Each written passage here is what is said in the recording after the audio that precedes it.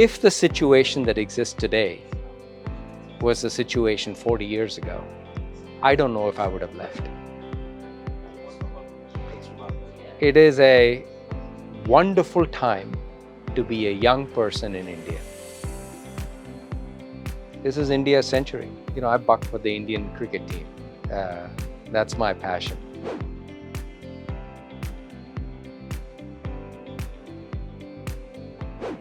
We have with us Punit Renjen, the former Chairman and CEO of Deloitte and the incoming Chairman of SAP, the Enterprise Software Company. Punit, thank you for taking time out from your busy schedule to meet with us. Let me ask you a question. We know you very well as the head of former boss of Deloitte. Can you talk about and the audit and the consultancy industry has been very much in the news. Can you talk about how the transition has been? I'm a big cricket fan. It's like starting a second innings. The transition has been excellent. It's been very good. I've known SAP for 30 years. By the way, I'm the incoming chairman. And I am the CEO Emeritus at Deloitte. I spent 36 years at Deloitte. And they went by in a flash. It was a wonderful experience, a wonderful innings. And now it's another season and something else and a different role. I'm really looking forward to it. But the transition has gone well. I did take time off. I took a good 4 or 5 months off with my son.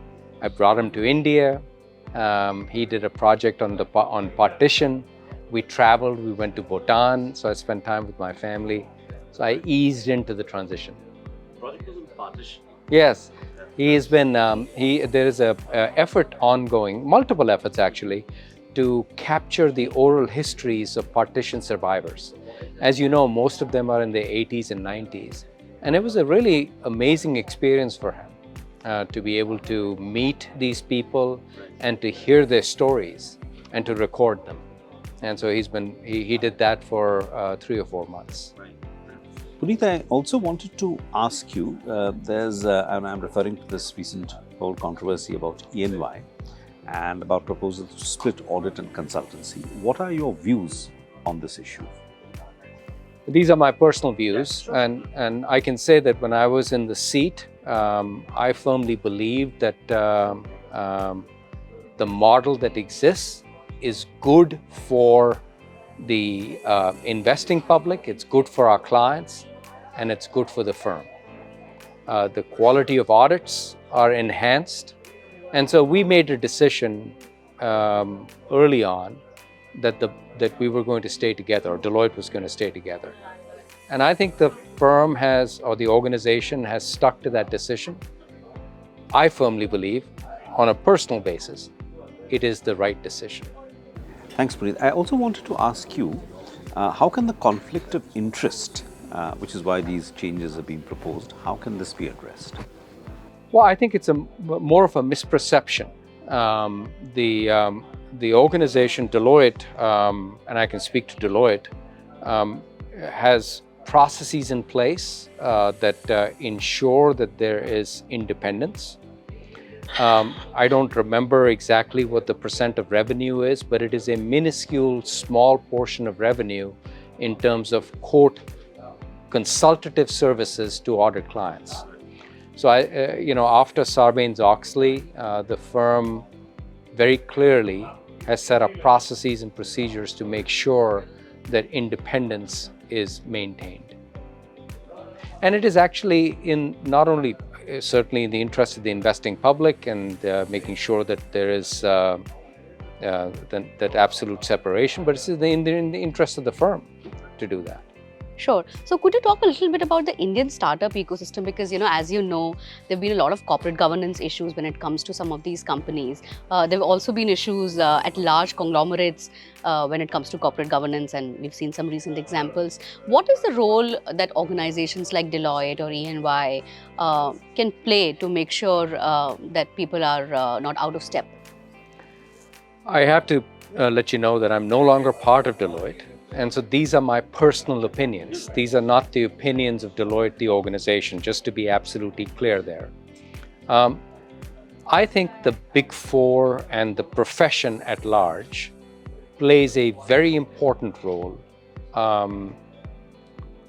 in providing assurance to the investing public and ensuring that the best corporate governance processes, whether it's for a large company or a small company, and consistent across the globe, are in effect. And what the ISSB has done, with the help of the Big Four, is to start coming up with consistent standards that apply to ESG at large, but climate in particular. And that is incredibly important because on the basis of that, the investing public and capital can be allocated. The investing public can make informed decisions as to how to allocate capital and how to hold organizations to account. And so they play a very critical role. The Big Four plays a very critical role. Sure. So shifting gears and talking a little bit about SAP, I guess you're coming in at a time when the industry is going through a massive transformation with AI. So what are going to be your top priorities or focus areas as you come in as the chairman of SAP? One of the advantages of being old is that you've seen a lot. And, I've had a nearly 40-year career, and I've seen the re-engineering wave, and I've seen Y2K, and I've seen the ERP wave, the internet, and what is happening now with digitization, cloud, and AI is like nothing I've ever experienced. The potential that this allows companies, governmental organizations to fundamentally change the way we work and live is unprecedented. I would also suggest that we as a global community, as humanity, face some incredible challenges, climate being one of them. And AI and digital and cloud allow us to address those in ways that we didn't have the ability to do previously. I'm incredibly bullish. SAP is right in the center of that. It's the leading technology company, the most valuable company on the DAC 40.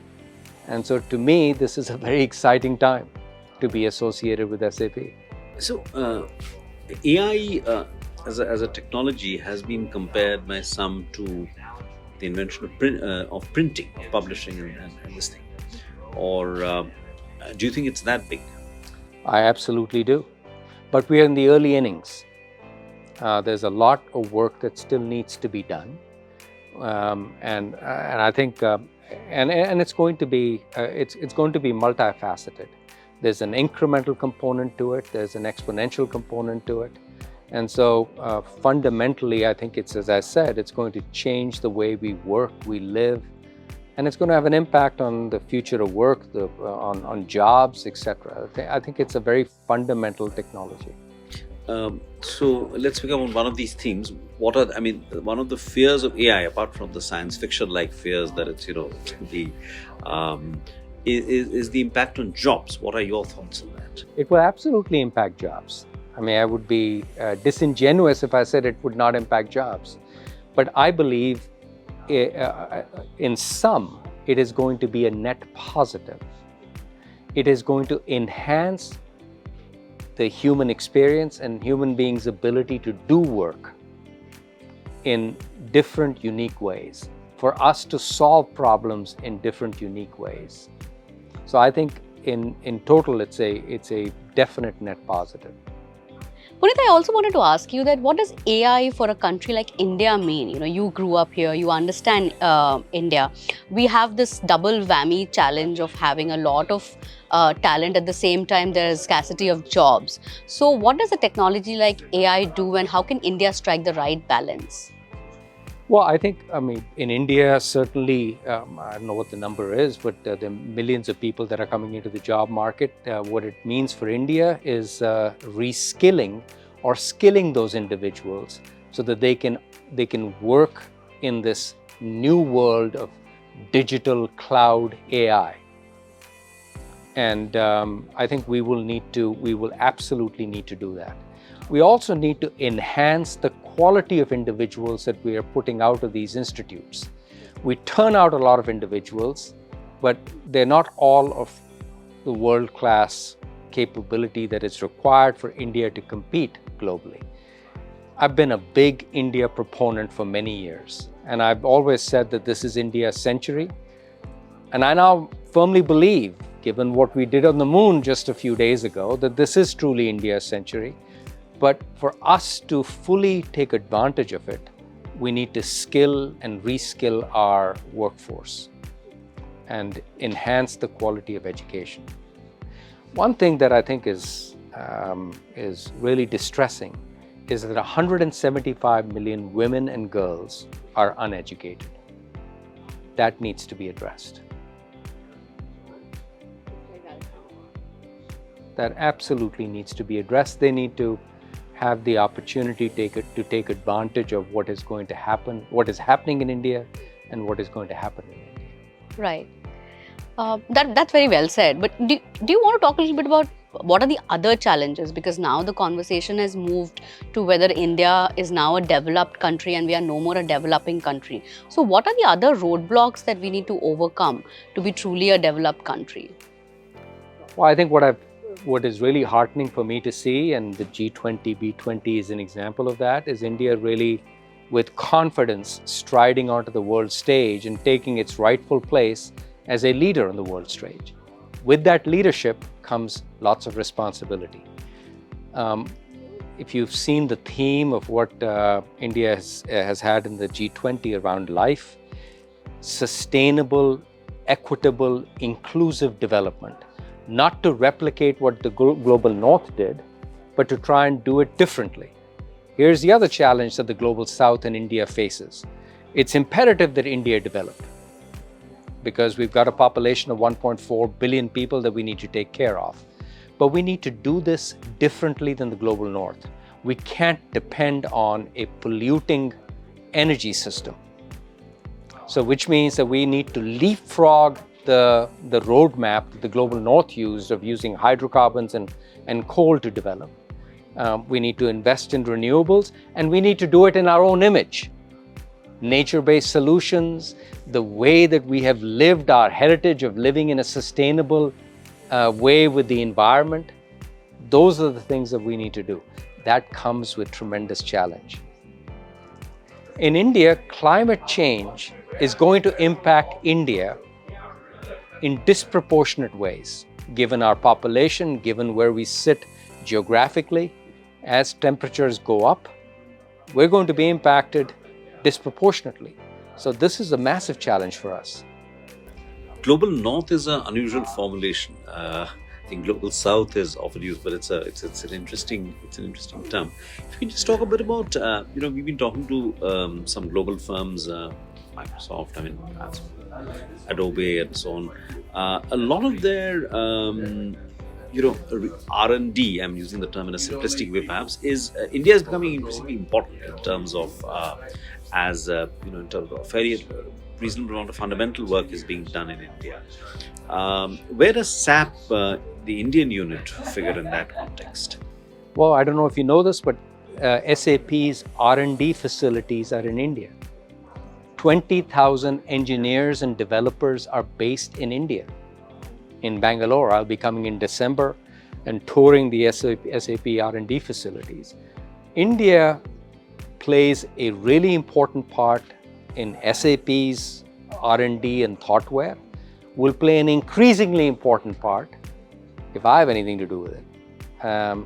Just like in the case of Deloitte, we added 75,000 new jobs. There are 100,000 professionals, 1 lakh professionals in Deloitte that call India home.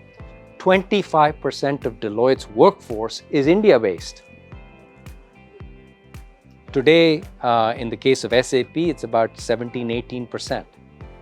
And I can assure you, Christian probably mentioned this to you, but I can assure you that Christian and team are focused on getting that to a much higher level. An article in the Wall Street Journal about, the deglobalization, the decoupling between between China and the US, particularly in the sphere of science, and how that could even end up hurting the US.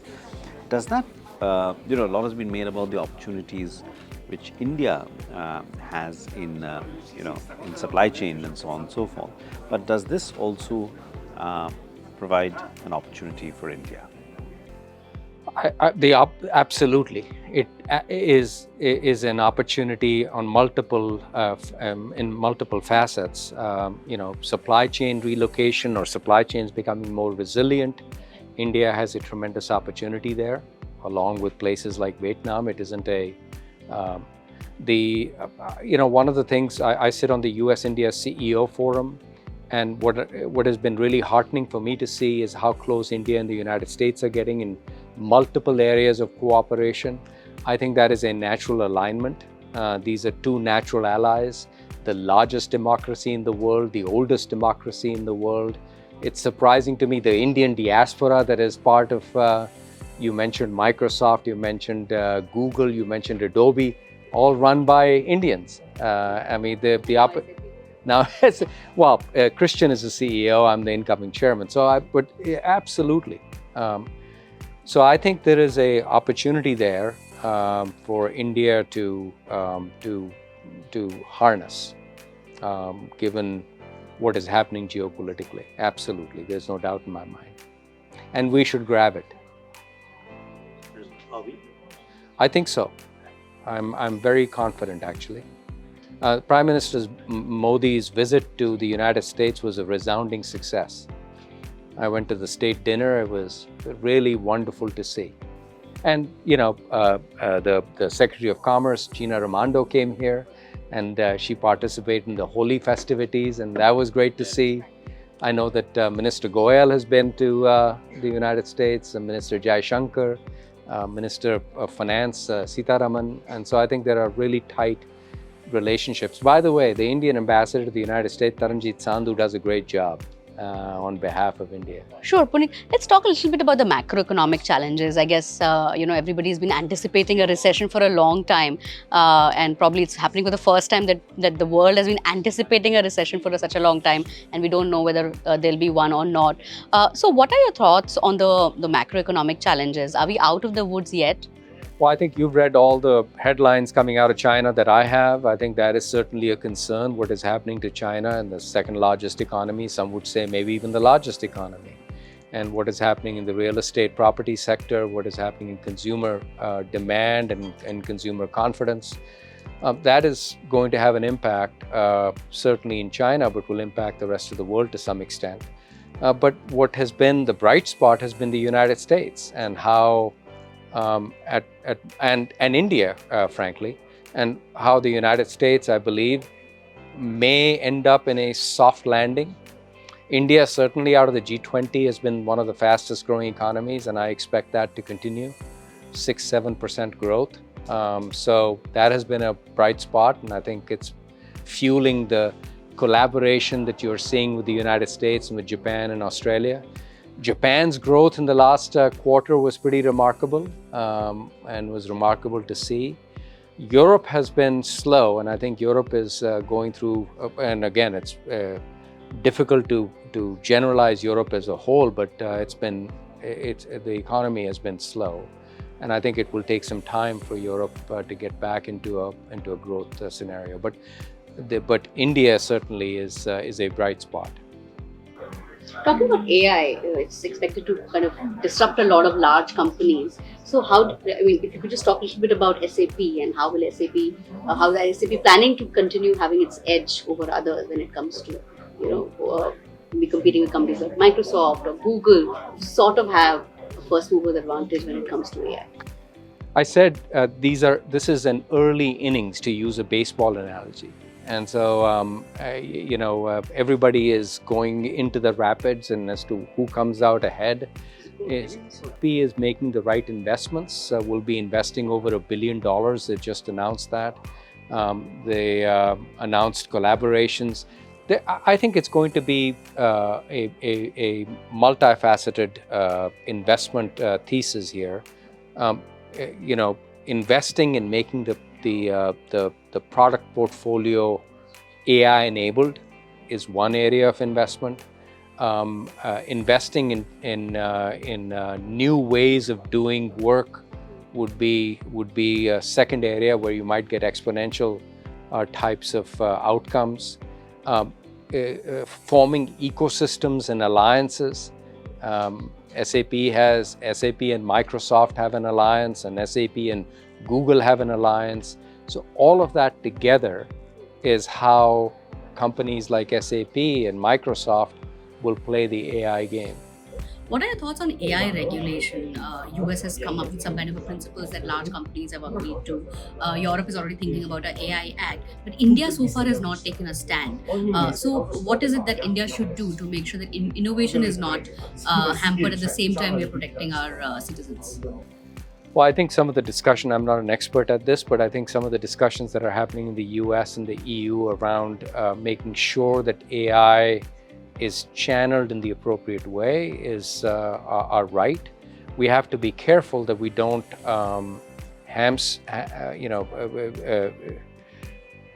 destroy the potential of what AI can do or the technology can do. And I think there has to be the right balance. And again, to use that same baseball analogy, these are early innings, and I think it's innings. It's a plural. Yeah. I was fascinated by to see the cricket league that Satya and everyone Yes. launched in the US. Yes.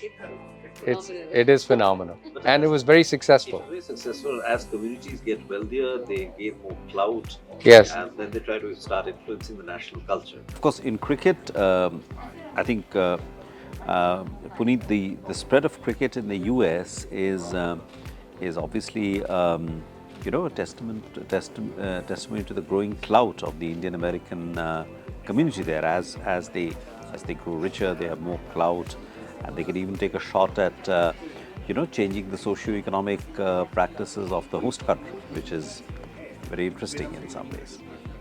Yes. Though I think it would be difficult to. Right. Yeah. As a big critic, I would say a cricket fanatic, I would love to be able to see, I would love to see a league in the United States, but I'm not betting on something supplanting American football or American baseball, particularly American football. American football is very, very popular. If you go back to the 19th century, the 1800s, I believe cricket was actually as popular as baseball, if not more. Yeah. It is only in the last century that baseball sort of obviously became an American sport and cricket moved to be sort of got separated. I believe I've read, in fact, I think I'm quoting an article in The Economist most likely. Right. But football, or soccer, not American football, is actually very popular in the US, and the US team regularly plays in World Cup. So, yes. So I'm sure you could have a US cricket team playing in the major World Cup, perhaps not too distant future. Well, hopefully in my lifetime. But I buck for the Indian cricket team. That's my passion. Right. Amazing. I wanted to ask you just another major macro trend which you're obviously seeing is not saying anything new, but it's the resurgence of industrial strategy, industrial planning around the world, including here. What are your thoughts on that? Well, you've seen this in the United States. The Inflation Reduction Act and some of the other investments have been some of the largest investments in high tech and climate, and they're having a positive impact. But I'm a firm believer that the private sector and the private economy is a better allocator of capital than governments are. But on some big projects like climate, the bets that have been made are, I think, having the desired effect. There was a very interesting discussion on the panel today. Uday Kotak mentioned the fact that the gap between what the investment required and the return, there has to be a collaboration between the private sector and the public sector, and the public sector has to make up that difference. I think he said it far more eloquently than I'm stating the case, but I think that's an example of where government can play a very important role. in the climate transition, government absolutely needs to play a role. Do you want to make some broader comments on the deglobalization which is happening with the Russia-Ukraine situation, the Indo-China, the US-China situation, and which is probably forcing companies like India to have some sort of protectionist measures, for example, putting restrictions on import of laptops and things like that. So the countries produce more and more. Probably what is the US doing with putting restrictions on companies from exporting to China. So what are your larger, broad thoughts on deglobalization and what does it mean for businesses and large companies like SAP? First off, I don't believe in deglobalization. I don't even know what that means. The rules of globalization are changing, definitely. China developed over the last 30 years in the back of globalization. Globalization is here to stay. We are a very interdependent global community. That is not going to change. The rules of how we interact are certainly going to change, but I don't believe globalization is at risk or we're going to deglobalize. So that's point one. Geopolitics are increasingly playing a role, particularly geopolitics as it pertains to Russia and the invasion of Ukraine, which I think is absolutely inappropriate. I think that needs to stop. As Prime Minister Modi said, this is an era of peace. We need to get to negotiations, and that brutal war needs to come to an end. But that's had an impact in terms of the geopolitics. Some of the geopolitics between China and the United States, Japan, South Korea, the Philippines, India. My view is that there are certainly issues, but they're best resolved through dialogue rather than building these high walls based on geopolitical thought. Sure, so we'll end with that. And thank you so much for speaking with us today, Punit. It was truly a pleasure. Can I end on one thing? Yes. I do want to give kudos to India on the G20 presidency, and I want to give kudos to Confederation of Indian Industries and to Chandra at Tata Sons for what they have done with the B20. As a person of Indian origin, it's a sense of tremendous pride. And it really shows that India is rising to the occasion and taking its rightful leadership position. So it's wonderful to see. I've got to give you one last point. The finance minister came to the United States, and we had a reception at the Indian embassy, and it was on that day that India overtook the United Kingdom to become the 5th largest economy. And I spoke before her, and I did say, Madam Finance Minister, isn't it wonderful that India now has overtaken the United Kingdom? And she did remind me and everybody else that, yep, but this is just a stepping stone to become the 3rd largest, maybe even the top 1 or 2 economy. And what a wonderful, in our lifetime, it's happened in our lifetime. That's one last point. And the second last point I would make, I left India 40 years ago. If the situation that exists today was the situation 40 years ago, I don't know if I would have left. It is a wonderful time to be a young person in India. This is India's century. But the other thing, to give some kudos to my adopted country, for people like Shantanu and myself, where else in the world can a brown kid from Rohtak, Haryana, go to the United States and become the global CEO of a 175-year-old firm? It doesn't happen very many other places. And that's the wonder of the United States. Well said, sir. Yeah. Well said. Well, thank you. Thank you for so much. having me. Thank you.